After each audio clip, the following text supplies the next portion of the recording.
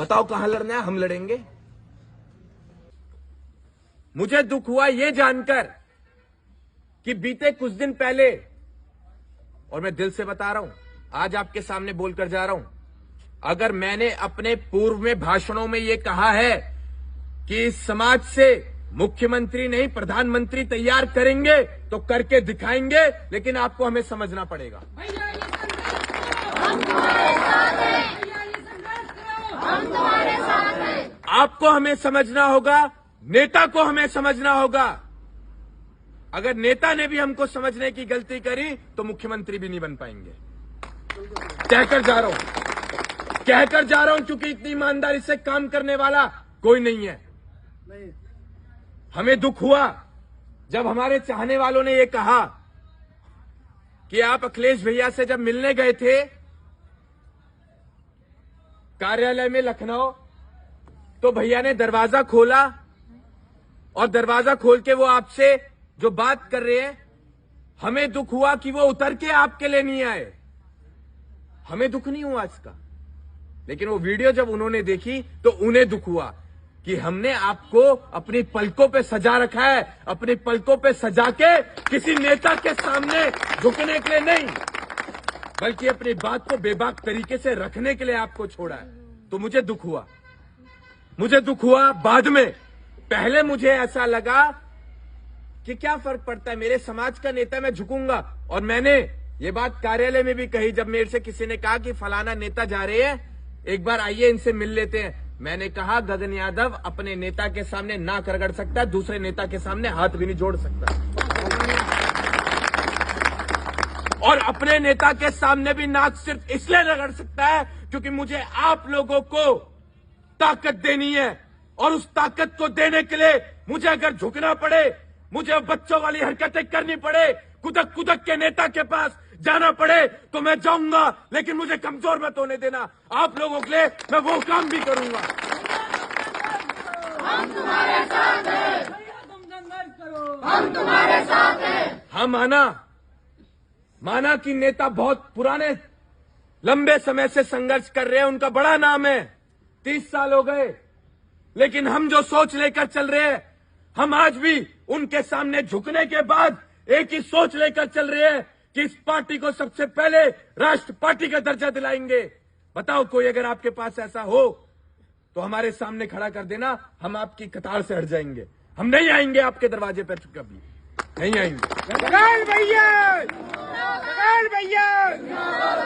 और बात राजनीति की करनी इसलिए जरूरी है क्योंकि हम थोड़ा सा पॉलिटिकल हुए हैं, और आपको समझना पड़ेगा।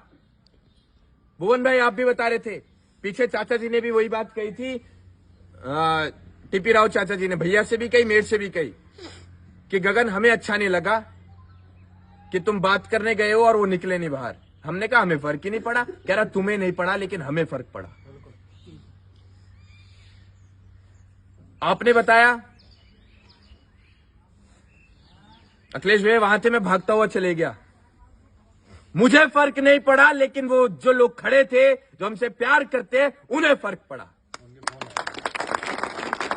उनका फोन आया, मुझे सुबह बताया भुवन भाई ने कि उनका फोन आया, वो ये कह रहे थे कि गगन भाई समाज के लिए जो कर रहे हैं ये चीज हमें बहुत बुरी लगी उन्हें। और मैंने महसूस नहीं किया था इस चीज को, लेकिन बाद में मैंने भी सोचा कि मेरे जो चाहने वाले लोग हैं शायद उन्हें कुछ बुरा लग रहा है, तो मैं क्या करूं अब